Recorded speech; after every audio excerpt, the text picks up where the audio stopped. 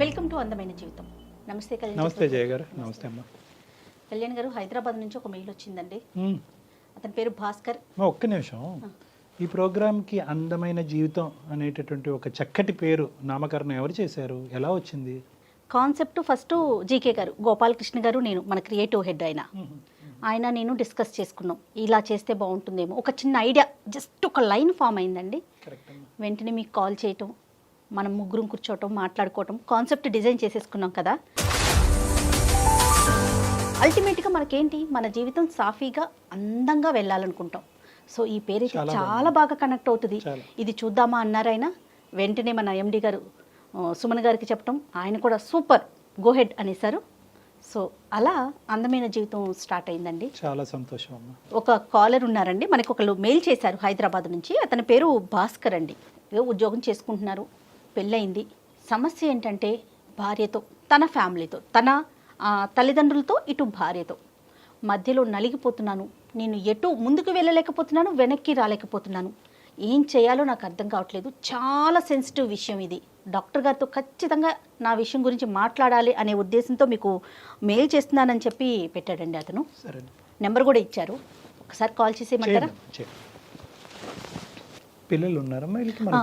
పిల్లలు ఉన్నారు. హలో భాస్కర్ గారు. మేడం, ఎవరండి మీరు? నేను జయానండి, అందమైన జీవితం, సుమన్ టీవీ అందమైన జీవితం ప్రోగ్రామ్ నుంచి కాల్ చేస్తున్నాను. మేడం నమస్తే. మేడం నమస్తే అండి. మీరు మాకు మెయిల్ పెట్టారు, సో మీతో మాట్లాడదామనేసి కాల్ చేశాను. ఫ్రీ ఉన్నారా?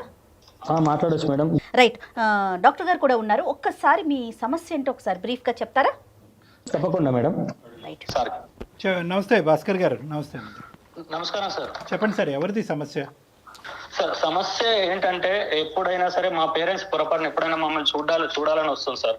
వాళ్ళు పేరెంట్స్ ఎప్పుడైనా వచ్చినప్పుడు వాళ్ళని అసలు ఎట్లా అంటే రెస్పెక్ట్ కాదు కదా సార్, అసలు చాలా దారుణంగా చూస్తుంది సార్ వాళ్ళని. వాళ్ళు కూర్చున్నప్పుడు వాళ్ళ దగ్గర కూర్చొని, వాళ్ళ ఎదురుగా కూర్చొని కాలు మీద కాలేసుకొని కూర్చోవడం, వాళ్ళకి అట్లీస్ట్ ఏదైనా భోజనం పెట్టాలన్నా, టిఫిన్ చేయాలన్నా కూడా ఏంటమ్మా ఏమన్నా రెడీ అయిందా అంటే, లేదు అక్కడ ఉంది పెట్టుకోపోండి అని చెప్పి వాళ్ళని అమర్యాదగా మాట్లాడటము. అది ఎట్లా అంటే, మా పేరెంట్స్ వస్తే ఒకలాగా ట్రీట్ చేస్తున్నారు, వాళ్ళ పేరెంట్స్ వస్తే ఒకలాగా ట్రీట్ చేస్తున్నారండి.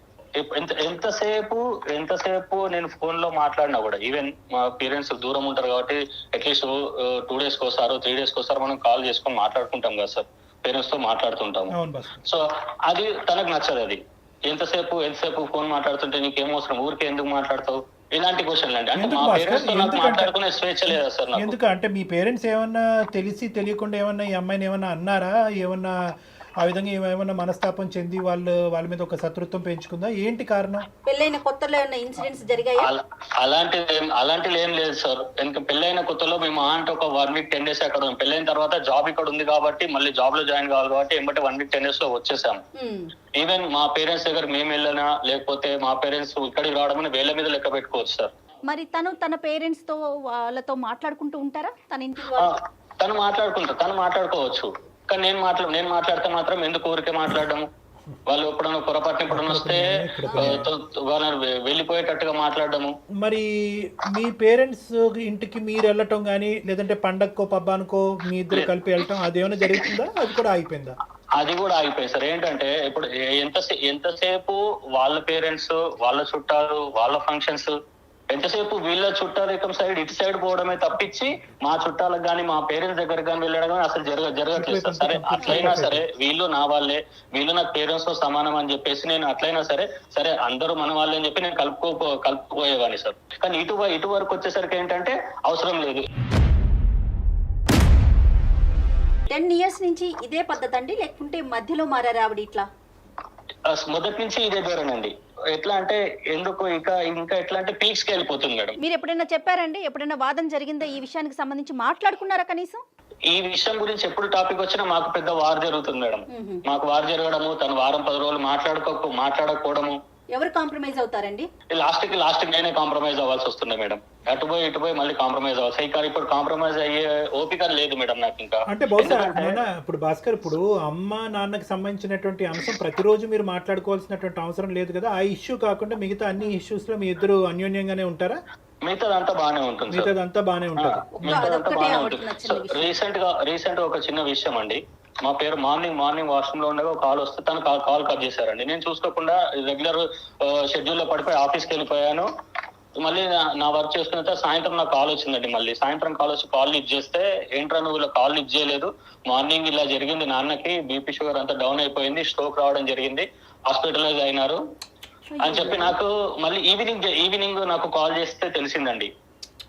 ఎందుకంటే మార్నింగ్ కాల్ చేశారని చెప్పారు. నేను ఆ కాల్ చేశారని చెప్పారు, మా వైఫ్ కూడా చెప్పలేదండి. అక్కడ బానే ఉన్నారు నాన్నగారు? ఇప్పుడు వెళ్ళాను గుడ్ అండి. ఇప్పుడు అక్కడ అక్క వాళ్ళు కొంచెం దగ్గరలో ఉంటారు కాబట్టి వాళ్ళు వెళ్ళి చూసుకున్నారు. వాళ్ళు మరి ఇప్పుడు అడిగారా ఏంటంటే ఈ టైంలో ఆడపిల్లలు, ఈ టైంలో మా అక్కలు వెళ్ళారు, వాళ్ళ హస్బెండ్స్ వాళ్ళ డ్యూటీలో ఉన్నారు. ఆడపిల్లలు ఈ టైంలో అసలే కోవిడ్ సిచ్యువేషన్ లో వాళ్ళని తీసుకెళ్లారు రావడం ఎంత ఇబ్బందిగా ఉంటుంది. అదే కనుక నా వైఫ్ నా కాల్ వచ్చింది అని ఒక మాట చెప్పుంటే నేను ఏదో ఒక రకంగా కాల్ మాట్లాడి ఫ్రీడమ్ లో మాట్లాడైనా ఏంటి ఎమర్జెన్సీ అని చెప్పి మాట్లాడి నేను హాస్పిటల్ కి సాయంత్రం లోపు మధ్యాహ్నం లోపు వెళ్ళిపోయేవాడిని కదా సార్. ఎంత ప్రాబ్లం అయిపోయి సార్. నేను ఉన్న ఒక్క కొడుకుని సార్, నేను కాకపోతే ఎవరు చూసుకుంటారు సార్ పేరెంట్స్ ని? కేవలం నేను పెళ్లికి ముందు మన ఇద్దరమే ఉందాం, మన జీవితంలో ఎవరి జోక్యం ఉండదు అనేటటువంటి ఏకైక మాట పట్టుకుని ఈరోజు సునీత ఇలా వ్యవహరిస్తుందా అనేటటువంటి దానికి మనకు కొద్ది క్లారిటీ కావాలి భాస్కర్. అంటే ఆ అమ్మాయి కేవలం ఒక ప్రైవసీ గురించేనా? ఆ అమ్మాయి కేవలం మీ తల్లిదండ్రులతోనే ఇలాగే ప్రవర్తిస్తుందా, లేదంటే అందరితోనే తనకి సోషల్ కాంటాక్ట్స్ తక్కువ, మీ ఇంట్లోకి ఎవరు రాకూడదు, మీరు ఎవరి ఇంటికి వెళ్ళకూడదు అనేటటువంటి ఆలోచన శైలా? కేవలం మీ తల్లిదండ్రుల మీద ఎందుకు ఈ టార్గెట్? కేవలం మా తల్లిదండ్రులు వాళ్ళ విషయం వాళ్ళతో మాట్లాడినప్పుడు కానీ వాళ్ళు వచ్చినప్పుడు కానీ ఏదో ఒకటి జరుగుతుంది సార్. కాదు భాస్కర్, మరి అంటే ఎలాంటి సలహా కోసం మీరు మాకు మెయిల్ చేశారు? డాక్టర్ గారి వైపు నుంచి మీరు ఎలాంటి సలహాను ఎక్స్పెక్ట్ చేస్తున్నారు? మెయిన్ ఇష్యూ ఎక్కడ వచ్చిందంటే మేడం, ఇప్పుడు మా పేరెంట్స్ ఇలా జరిగిందని చెప్పేసి ఆ రోజు ఈవినింగ్ వచ్చి గొడవపడడం జరిగింది మేడం. నాకు చెప్పలేదు, ఎందుకు నువ్వు ఇలా కాల్ కట్ చేయడం జరిగింది అని చెప్పేసి ఆ రోజు చాలా పెద్ద గొడవ జరిగింది మేడం. సో అంత గొడవ జరిగేసరికి తన డిసిషన్ కి ఏమొచ్చేసింది అంటే, ఇప్పుడు నీకు మీ పేరెంట్స్ కావాలా నేను కావాలా? నేను కావాలి అంటే మీ పేరెంట్స్ ని మర్చిపో, నాకు విడాకులు ఇచ్చేసేయండి. అంటే ఇంతకు మించి మీరు మీ పేరెంట్స్ దగ్గర నుంచి దూరంగా ఉండటం ఏంటి భాస్కర్? ఇప్పుడు వాళ్ళు మీ ఇంటికి రాంది లేదు, నువ్వు వాళ్ళ ఇంటికి పోలేదు, ఆఖరికి ఒక మాట సాయం లేదు, ప్రాణాల మీదకి వచ్చినా ఫోన్ కాల్ ఎత్తే పరిస్థితి లేదు.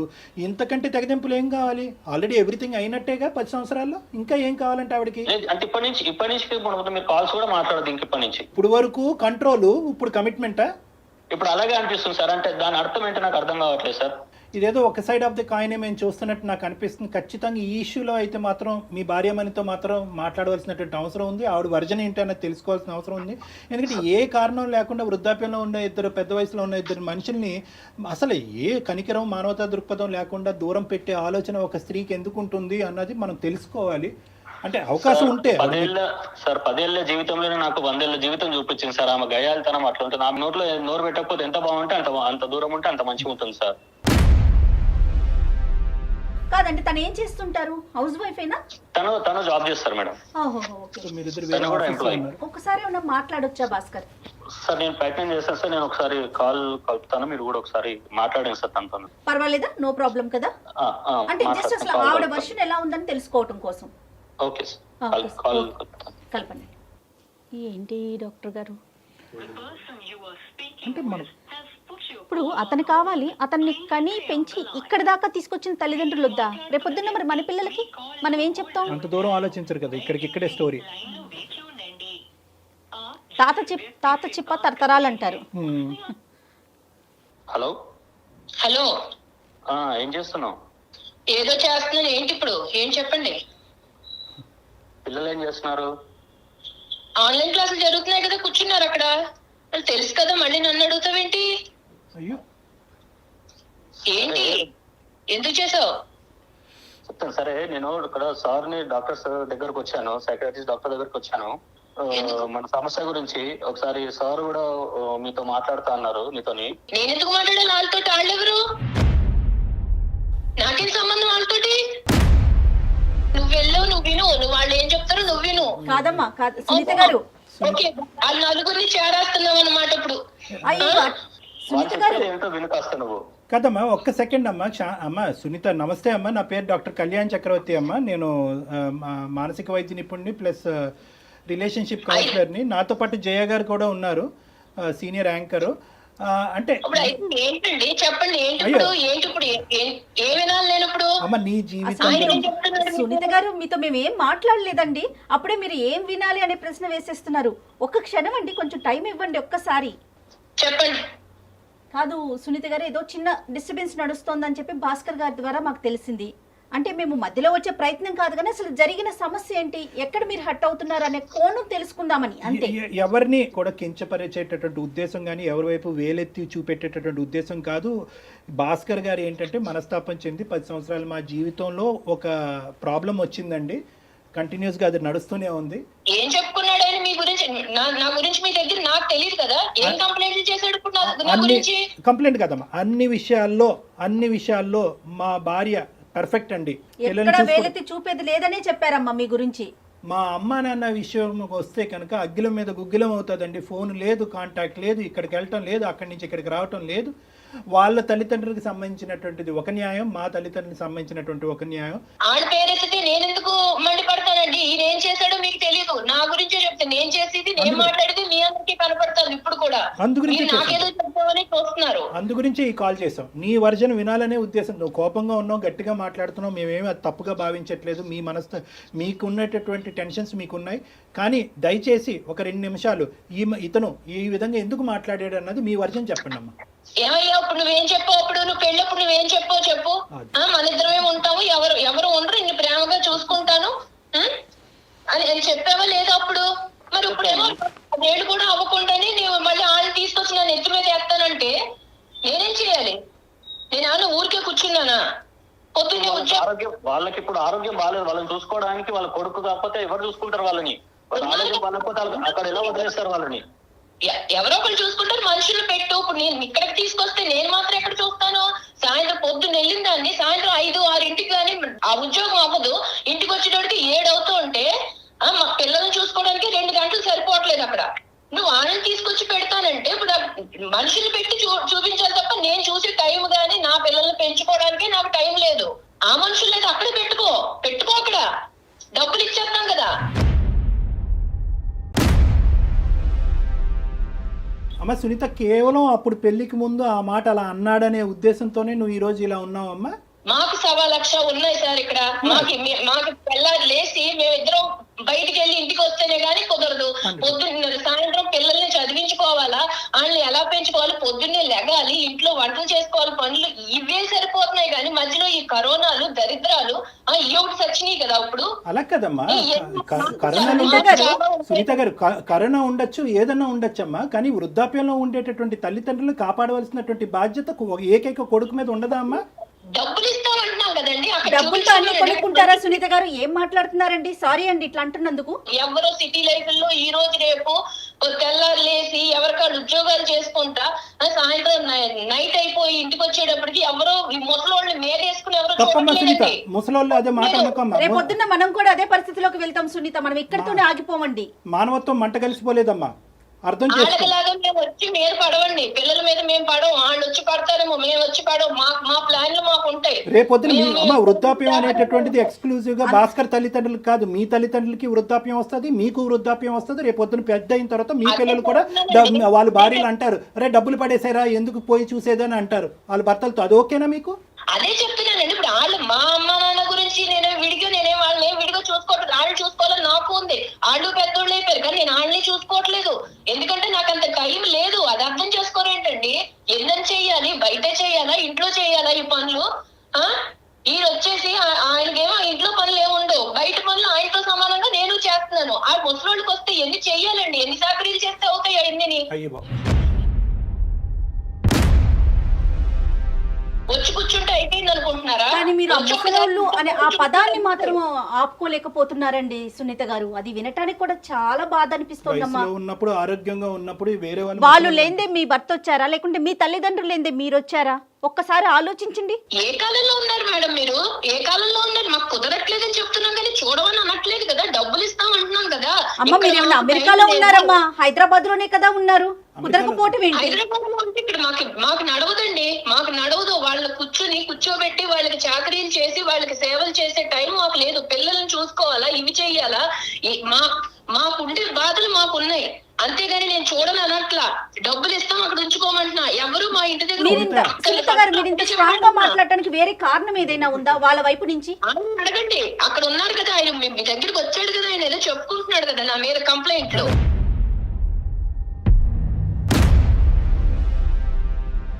సునీత నీకు చేసింది ఏంటంటే ఈ విధంగా కేవలం వృద్ధాప్యంలో ఉండేటటువంటి వ్యక్తులకి పోషించడానికి మాకు టైం లేదన్నది ఒక్కటే కారణమా, లేదంటే వీళ్ళ తల్లిదండ్రులు ఏమన్నా నీకు తప్పుగా ప్రవర్తించారా, ఇబ్బంది పెట్టారా?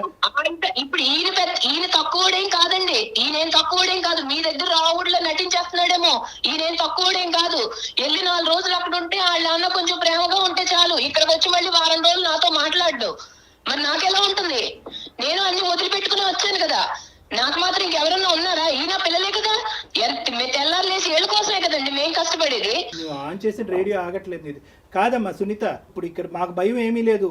ఈ రోజు నీకు గట్టిగా 1 ఇంచు ఎక్కువగా మాట్లాడాలి అనే ఉద్దేశంతో మేము మాట్లాడాలని అనుకుంటే కనుక అతన్ని ఇంటికి వచ్చాక పెన్నం మీద పెట్టి వేయించేస్తామని భయం మాకు. ఇప్పుడు నన్నేదో నేనేదో కొత్తగా ఈ లోకల్లో నేను ఒక్కదాన్ని ఏదో అన్నట్టు మీ అందరూ కలిపి నాకు జడ్జిమెంట్ ఇస్తున్నారు కదా. ఎలాగో ఉంది, రమ్మనండి చూస్తాం ఇవన్నీ.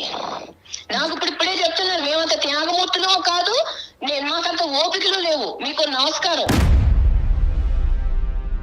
మాకు నమస్కారం పెట్టక్కర్లేదు. నువ్వు చెప్పుకో, ఏం చెప్పుకుంటావు చెప్పుకో. ఇప్పుడు వాళ్ళందరూ ఏదో చెప్తున్నారు కదా, ఏం చెప్పుకుంటావు చెప్పుకుని వాళ్ళ కాళ్ళ మీద పడి ఏడ్చి అమ్మా సునీత, చదువుకున్న దానివి, సమాజం తెలిసిన దానివి, 2 పిల్లల యొక్క తల్లివి, నువ్వు నిజంగా ఇలా మాట్లాడుతున్నావు అంటే, ఇంత మూర్ఖత్వంగా మాట్లాడుతున్నావు అంటే కనుక నమ్మలేకపోతున్నావు.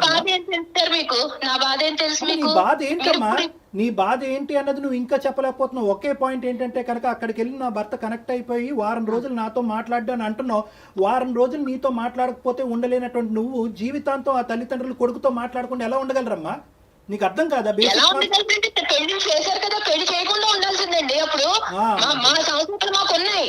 పెళ్లి చేయకుండా ఉండాల్సింది, ఇంట్లోనే పెట్టు కూర్చోవాల్సింది. పెళ్లి చేసుకుంటే భార్యకి భర్త, భర్తకి భార్య, ఇటు కుటుంబం లేదు అటు కుటుంబం లేదు. టైం లేదండి, మీకు అర్థం కాదా చెప్తుంటే? టైం లేదు, టైం లేదు. నన్ను బాధ పెడతారు అంటున్నారు. నీ పిల్లల్ని చూసుకోవటానికి టైం లేదనే మాట అనట్లేదే, నిన్ను నువ్వు చూసుకోవటానికి టైం లేదనే మాట అనట్లేదే, నీ ఉద్యోగానికి వెళ్ళడానికి టైం లేదనే మాట అనట్లేదే. అవును, మా పిల్లలు కదా మేము చూసుకోవాలి. మా పిల్లలు చిన్న పిల్లలు కాబట్టి మేము చూసుకోవాలి. వాళ్ళ చదువులు చెప్పించాలి. వాళ్ళు రేపు పొద్దున కాళ్ళ మీద నిలబడ్డాక మేము వెళ్ళి వాళ్ళ మీద కూర్చోకూడదు కదా. ఇంతేనమ్మా మానవ సంబంధాలు. ఎవరిని వాళ్ళని పోషించుకుని వాళ్ళ పిల్లల్ని చూసుకోవటమే మానవ సంబంధాలా? మన అవసరం తీరిన తర్వాత తల్లిదండ్రులను తీసుకెళ్లి ఓల్డేజ్ హోమ్స్ లోని వృద్ధాశ్రయాలు పడేయటమేనా? ఇందుకేనమ్మా ఉమ్మడి కుటుంబాలు నాశనం అయిపోతున్నాయి. ఇందుకే ఉమ్మడి కుటుంబాలు నాశనం అయిపోతున్నాయి. మీరు వాస్తవంలోకి రండి సార్, చెప్పుకోవడానికే బాగుంటాయి ఉమ్మడి కుటుంబాలు. వాస్తవంలో మీరు మాట్లాడితే అప్పుడు మీకు తెలుస్తుంది. డబ్బులు పడేస్తే అన్ని కొనుక్కోవచ్చని అనుకోద్దమ్మా సునీత. డబ్బులు పడేస్తే అన్ని కొనుక్కోవచ్చు. రానున్న రోజుల్లో నీ స్థానాన్ని ఆలోచించలేకపోతున్నావు. కాదు, మేము బుద్ధి గడ్డి తిని నీ కాన్ఫరెన్స్ కాల్ కలపమన్నాం. మాకు అయిపోతుంది ఇక్కడ. మేము 10 నిమిషాలు నేను భరించలేకపోతున్నాం. తప్పుగా నేను ఎవరితో ఇలా మాట్లాడలేదమ్మా. కానీ నీ మాట ఏం బాధండి? మిమ్మల్ని శారీరకంగా హింసిస్తున్నారా, మానసికంగా హింసిస్తున్నారా? ఏం బాధపడుతున్నారో మీరు? మేము అనుకున్నట్టు ఆయన ఉండడు సార్, ఉండడు. తెల్లారు లేచి వాళ్ళ పాటే అమ్మా నాన్న ఏమైపోతున్నారు, ఇక్కడ మీ పిల్లలు ఏమైపోతున్నారు ఆయనకు అక్కర్లేదు. కాదమ్మా సునీత, ఒక్కసారి కొంచెం నిదానంగా ఆలోచించండి. ఇవాళ రేపు పెద్దవాళ్ళు లేక ఉద్యోగాలు చేసే ఆడవాళ్ళం ఎంత నలిగిపోతున్నాం కదా. అది మీ సైడ్ కావచ్చు, అతని సైడ్ కావచ్చు. ఒక పెద్దవాళ్ళు అమ్మమ్మో నాయనమ్మో ఎవరన్నా ఒకరుంటే రేపొద్దున మన పిల్లలకి ఆసరా కాదు. మాకు ఎక్స్ట్రా పని తప్ప వాళ్ళ వల్ల మాకు ఉపయోగం లేదు. అసలు ఒక్క నిమిషం 1 మినిట్ కూడా ఈ రోజు నుంచి నెక్స్ట్ రోజు గురించి ఆలోచించలేకపోతున్నాము. నీకు broad minded thinking, futuristic thinking లేదు. సారీ, నిన్నేమి నిందించట్లేదు, కానీ ఒక్క మాట చెప్తాను. నా బాధ కూడా మీరు అర్థం చేసుకుని చెప్పుకుంటే బాగుండేది. అదే కదా తల్లి, భాస్కర్ ఫోన్ చేసినప్పుడు ఏంటయ్యా ఇలా మాట్లాడుతుంది ఒక ఆడదలాగా ఎక్కడో ప్రవర్తించేటటువంటి దానికి దాఖలాలే లేవు అని చెప్పి పొగుడుతున్నాడు నీ భర్త నీ గురించి. అన్ని ఇష్యూస్ లో బాగుందండి ఇది అది అని చెప్పి నీ నోటి ద్వారానే ఈ రోజు నువ్వు నీ జీవితాన్ని చండాలం చేసుకున్నావు అమ్మా. ఇప్పటి వరకు నీ మీద మాకు బాధ చెప్పుకుంటే మీకు అలా అనిపిస్తుంటే నేనేం చేయలేను కదా. నా బాధ ఇది నా బాధ. ఈ మనిషి మీ ఇంట్లోంచి వాళ్ళ తల్లిదండ్రులు బాగోగులు తెలుసుకోవటం గురించి దొంగతనంగా ఫోన్ మాట్లాడవలసిన అవసరం ఏముందమ్మా? అతను నిజం చెప్తున్నాడు, అబద్ధం చెప్తున్నాడు, ఫోన్ దీనికన్నా చెప్పు. అవునండి, వాళ్ళు మాట్లాడుకునేది ఏంటనుకుంటున్నారు? నా గురించి చెప్పుకోవడమే తప్ప వాళ్ళు మామూలుగా మాట్లాడుకోరు సార్. నేను ఎందుకు ఊరికే వద్దంటాను, ఎందుకు చెప్తాను? దాంట్లో అక్కడ జరిగేవి ఏంటంటే ఇక్కడ నేనేం చేస్తున్నాను, నా గురించి కంప్లైంట్లు చెప్పడమే అతనికి పని, వేరే పనేమీ లేదు. అక్కడి నుంచి వాళ్ళు చెప్పినట్టు ఈయన నడుచుకుంటాడు ఇక్కడ. మీకేం తెలుసు ఎన్ని? అదే ఉద్దేశంతో మొన్న ఫోన్ కాల్ కట్ చేసావు. అతని ప్రాణాల మీకు వచ్చుంటే అమ్మా, పెద్ద ఆయన ప్రాణాల మీకు వచ్చుంటే ఈ రోజు నాకేం తెలుసు అండి వాళ్ళు ఎందుకు చేశారో నాకేం తెలుసు. చేశాను, అంతేగాని ఆడి ఒంట్లో బాలేదని నాకు తెలుసా? తెలిస్తే కట్టేస్తానా? కాదా మరి ఆ పెద్దానికి ఏమైనా జరుగుంటే దగ్గరలో ఆడపిల్లలు ఉన్నారు కాబట్టి హాస్పిటల్ ఏం జరగదులేండి, ఇప్పట్లో ఏం జరగదు. దివ్య భవిష్యవాణి ఏదో అంటారు, అన్ని ఉన్నట్టున్నాయి నీ దగ్గర అన్ని. అమ్మా ఐఎమ్ సారీ అమ్మా, జీవితం అంటే ఇది కాదమ్మా. భాస్కర్ ఇంకా సేపు నేను మాట్లాడితే నీ సిచ్యువేషన్ ఇంకా డిటీరియేట్ అయ్యేటట్టుంది. అందమైన జీవితం యొక్క పర్పస్ ఏంటంటే ఉన్న స్థితిని అలాగన్నా ఉంచాలి, లేదంటే కరెక్ట్ చేయాలి. ఉన్న స్థితిని దిగ్గజార్చేటటువంటి ఉద్దేశం మాకు లేదు. పెనం మీద నుంచి పొయ్యిలో పడే పరిస్థితిని మేము తీసుకురాము మిమ్మల్ని. సారీ అండి సునీత గారు, సారీ అమ్మా. ఏం చెప్తారు వాళ్ళు ఏదో చెప్తున్నారు కదా, ఇరు ఎన్ని ఇంకేమన్నా ఉంటే చెప్పుకున్నారు, కాళ్ళ మీద పడి ఏడ్చి అప్పుడు రా, నీకు అప్పుడు ఉంది, నీకు ఇంట్లో రా, వచ్చాక చెప్తాను, ఇప్పుడు కాదు చెప్తాను రా కానీ అప్పుడు. భాస్కర్ సార్ ఇది సార్ తన వర్షన్. దీన్ని వర్జన్ అంటారయ్యా, దీన్ని వర్జన్ అంటారా? నువ్వు 10 సంవత్సరాలు భరిస్తూ ఒక్కొక్క మెట్టు దిగుతూ తల్లిదండ్రుల్ని దూరం పెట్టుకుంటూ వాళ్ళని ఇబ్బంది పెట్టి నువ్వు ఇబ్బంది పడుతూ ఇదంతా నువ్వు చూసేటటువంటి పిల్లలు ఏమి నేర్చుకుంటారు? రైట్, ఓకే, అమ్మకి నాన్నకి కూడా ఇదే సినిమా చూపెడదాం రానున్న రోజుల్లో అని చెప్పి నీ కొడుకులు అనుకోరా? సార్ పెళ్ళైనంత మాత్రాన మొత్తం అంతా పూర్తిగా భార్యకు లొంగి ఉండాలా సార్? ఆ ప్రశ్న మీరు ఇప్పుడు కాదండి, 10 ఏళ్ల క్రితం మాట్లాడాల్సిన ప్రశ్న ఇది. 10 ఏళ్ళండి భరించేది. Starting trouble, ending trouble. Starting trouble ని సెట్ చేసుకోకపోతే ఎండింగ్ ట్రబుల్. ఏంటి కళ్యాణ్ గారు అసలు ఆవిడ వర్షన్ ఏంటండి? ఎటువైపు ఆలోచించట్లేదు తను. ఆవిడకి ఏదో ఒక విచిత్రమైనటువంటి వ్యక్తిత్వపరమైనటువంటి లోపం ఉందబ్బా. పర్సనాలిటీ డిసార్డర్స్ అంటారు వీటిని. ఏం చేయమంటారు సార్? నాకు ఒక మంచి సొల్యూషన్. అంటే ఎలాంటి డెసిషన్ తీసుకుందాం అనుకుంటున్నారు భాస్కర్ మీరు? నేను కావాలంటే వాళ్ళని వదిలేయండి. ఓకే, తన వర్షన్ కాదు, ఇక్కడ కూడా మీరు తన వర్షనే చెప్తున్నారు, మీ వర్షన్ చెప్పండి. ఇక నేను భరించలేను మేడం. నేనైతే వదిలేద్దామని డిసిషన్ తీసుకుందాం అనుకుంటున్నాను. విడిపోవాలనేటటువంటి ఉద్దేశంతో మేము చెప్పట్లేదు, కానీ అది నిజంగా మీరు చేసి చూపెట్టాలి. అంటే నేను ఇంకా భరించలేకపోతున్నాను అనేటటువంటి దానికి యాక్షన్ ప్లాన్ కావాలి. ఇక్కడ తల్లిదండ్రుల్ని కాపాడుకోవటం అనేది మీ బాధ్యత. రేపొద్దున మీ పిల్లల్ని మిమ్మల్ని చూస్తారా చూడరా అనేటటువంటి అంశం తర్వాత పెట్టండి. మీ తల్లిదండ్రులు మీకేం అన్యాయం చేయలేదు, మీకేమీ తక్కువ ఇవ్వలేదు. మీ తల్లిదండ్రులు ఎప్పటికీ కూడా మమకారం ప్రేమతోనే మిమ్మల్ని ఇప్పటి వరకు పెంచి పోషించారు.